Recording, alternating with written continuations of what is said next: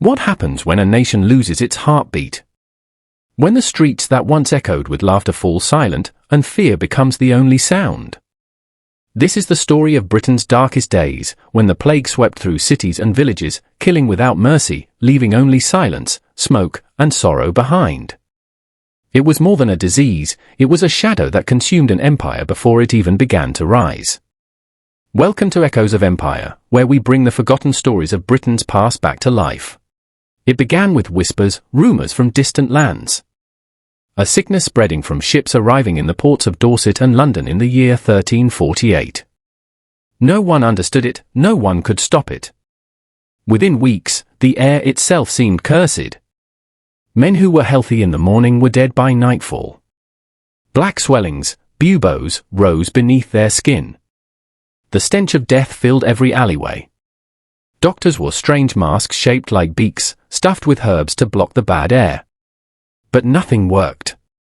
In less than 2 years, nearly half of Britain's population was gone. Entire villages vanished, their doors sealed, their names forgotten. The Black Death had arrived, and Britain would never be the same. In London, the plague struck with unspeakable force. Church bells rang endlessly, until even the bell ringers were gone. Corpses lined the streets, carts rolled through the alleys with a chilling cry, "Bring out your dead." Gravediggers worked day and night, digging pits so large they swallowed hundreds at once. No one dared touch a body, no one dared comfort the sick. Fear tore apart families, and faith itself began to falter. Priests prayed until they too fell silent. And through the choking air, London learned a cruel truth: no crown, no church, no coin could buy protection from death. Not all of Britain surrendered to despair. In 1665, the village of Irham in Derbyshire made a choice that would echo through history. When the plague arrived there, carried in a bolt of cloth from London, the villagers did something unthinkable: they isolated themselves completely. No one left, no one entered. Families buried their own dead in fields, standing alone beneath grey skies.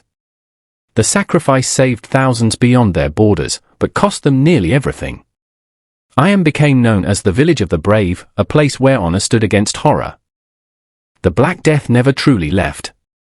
Centuries later, the plague returned, in 1603, in 1625, and again in 1665, the Great Plague of London.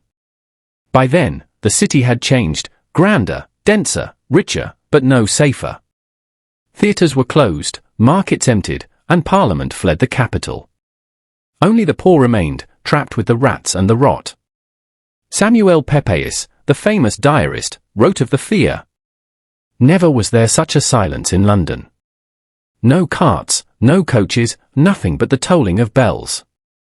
That year, nearly 100,000 souls were lost, 1 in every 4 Londoners. And then, fire. In 1666, just 1 year after the Great Plague, flames engulfed London. The Great Fire tore through the wooden city, destroying homes, churches, and the last traces of the disease.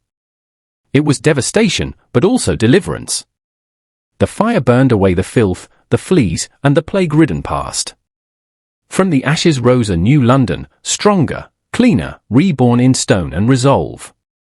The city that had been a tomb became once more the heart of an empire. The plague had taught Britain its most brutal lesson: ignorance kills. By the 18th and 19th centuries, a new force began to challenge superstition: science.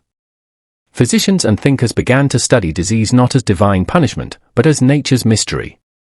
From microscopes to quarantine laws, from hospitals to hygiene, Britain slowly learned to fight with knowledge instead of fear. Yet the memory of the plague never truly faded, it lingered in the nation's mind like a scar beneath the skin. Today, the plague feels like a story from another world. But every mask, every quarantine, every fear of contagion we've known since echoes those dark days. The plague shaped Britain's cities, its faith, even its identity. It showed that humanity could break and rebuild. That even in the deepest darkness, there is the stubborn spark of survival. The plague may have ended, but its shadow still lives in the history of every street, every churchyard, every silent bell. The plague in Britain was not just a disease, it was a test of endurance, faith, and humanity. From the corpses in London streets to the courage of I Am, from despair to rebirth, it changed the very soul of a nation. And though centuries have passed, its echoes remain in the lessons we carry and the strength we've inherited. This was Echoes of Empire. Subscribe for more untold stories from the heart of Britain's history.